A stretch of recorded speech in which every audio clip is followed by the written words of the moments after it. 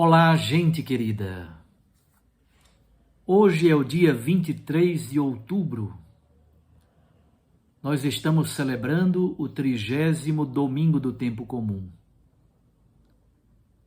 E estamos nós aqui em torno da palavra de Deus para meditar sobre esse texto do Evangelho tão bonito, a parábola do fariseu e do publicano que sobem ao Templo de Jerusalém para orar.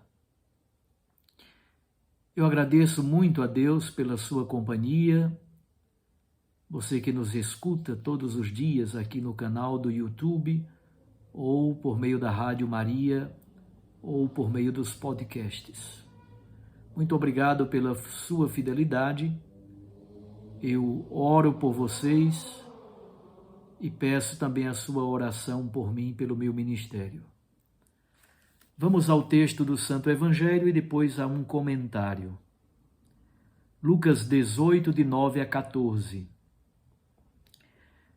Naquele tempo, Jesus contou esta parábola para alguns que confiavam na sua própria justiça e desprezavam os outros.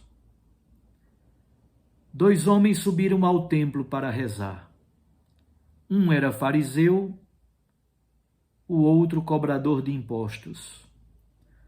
O fariseu de pé rezava assim em seu íntimo: Ó Deus, eu te agradeço porque não sou como os outros homens, ladrões, desonestos, adúlteros, nem como este cobrador de impostos. Eu jejuo 2 vezes por semana e dou o dízimo de toda a minha renda. O cobrador de impostos, porém, ficou à distância e nem se atrevia a levantar os olhos para o céu, mas batia no peito dizendo: Meu Deus, tem piedade de mim porque sou pecador. Eu vos digo, este último voltou para casa justificado, o outro não, pois quem se eleva será humilhado, e quem se humilha será elevado. Palavra da salvação. Glória a vós, Senhor. Minhas irmãs e meus irmãos, chegamos ao 30º domingo do tempo comum. Já se aproxima o final do ano litúrgico 2022.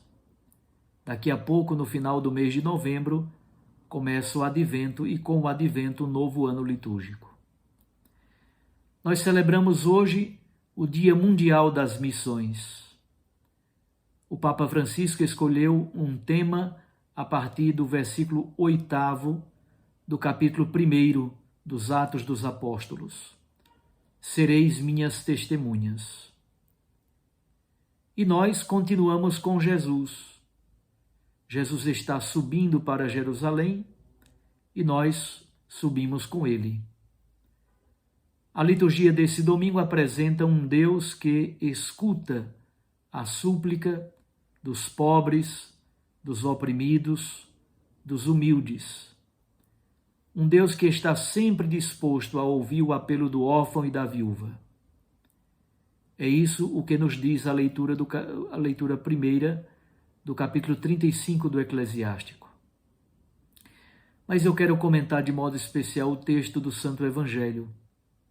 Como disse, é a célebre parábola do fariseu e do publicano que sobem ao templo para rezar.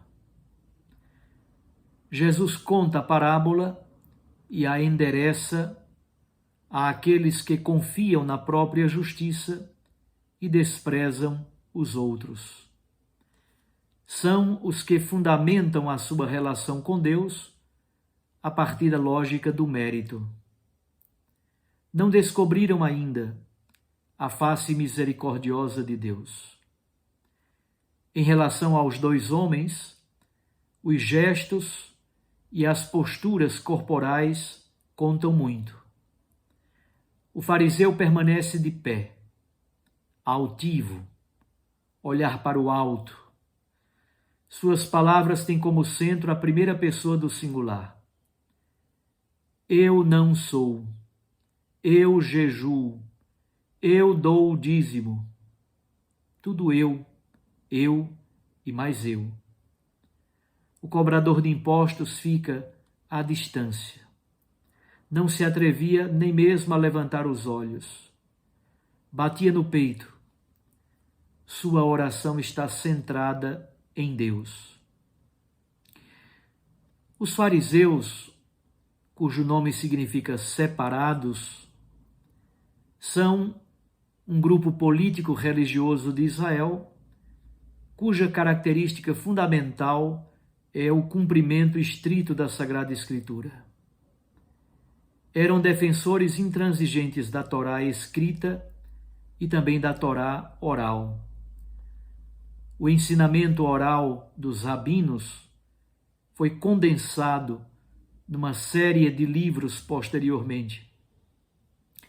Entre os principais estão o Talmud e a Mishnah. Eles procuravam cumprir rigorosamente a lei e, por isso, acusam o povão de ser uma gentinha ignorante e que não cumpre a palavra de Deus. Apesar de ser um grupo muito piedoso e fiel observante da lei, há um problema grave entre eles: a soberba, a autossuficiência. Dessa forma, sua oração é centrada em si mesmo e não na alteridade de Deus. Os publicanos têm esse nome porque eles cobram um imposto chamado publicum. São cobradores de impostos. Estão a serviço da estrutura pecaminosa e exploradora do Império Romano. Cobram impostos sempre mais e mais e enriquecem de modo imoral. São considerados, de algum modo, inimigos de Israel, impuros, exatamente porque são colaboracionistas com o Império Romano. Na liturgia de hoje, a pergunta fundamental é pela atitude do ser humano diante de Deus. O fariseu não ora a Deus. Sua oração é um monólogo, na verdade. Ele destila o sistema do mérito e da retribuição. Fundamenta a sua existência no cumprimento das minúcias da lei.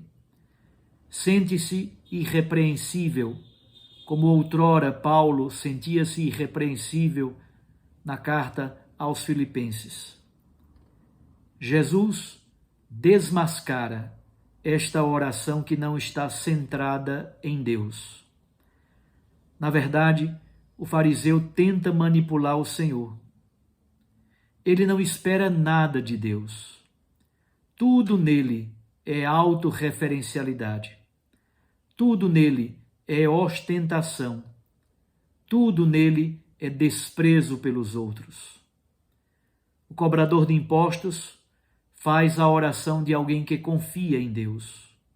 Meu Deus, tem piedade de mim. Eu sou pecador. Eis a primeira atitude de alguém que quer de verdade escutar o Senhor. Ele foi perdoado, diz Jesus. Ele foi justificado, exatamente porque ele abriu o coração, isto é, abriu a inteireza do seu ser para acolher o dom da misericórdia de Deus. Jesus faz hoje uma séria advertência contra todo tipo de falsa religiosidade.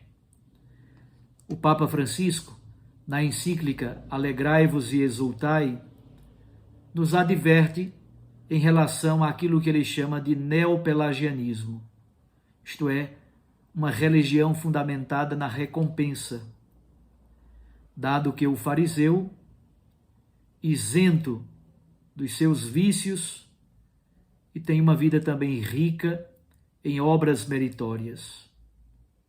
Falta-lhe, contudo, o amor. Falta-lhe o mais importante, a compaixão. Falta-lhe a misericórdia. Ele é como o irmão mais velho da parábola dos 2 irmãos e do Pai misericordioso. Ele pensa em ganhar a salvação pelo seu próprio esforço. Não consegue entender que é dom.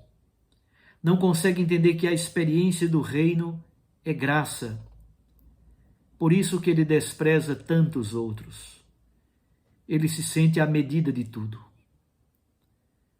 Durante esta semana, especialmente hoje para a nossa oração, pergunte-se que imagem nós fazemos de Deus. Deus é o contador que está com a calculadora na mão? Ou Deus é o Pai das misericórdias? Qual é a nossa atitude diante do Senhor? É a atitude de humildade, de alguém que se reconhece pecador e pode contar com a graça e o favor de Deus? Ou a atitude da arrogância e da autossuficiência? Não podemos transformar Deus numa marionete.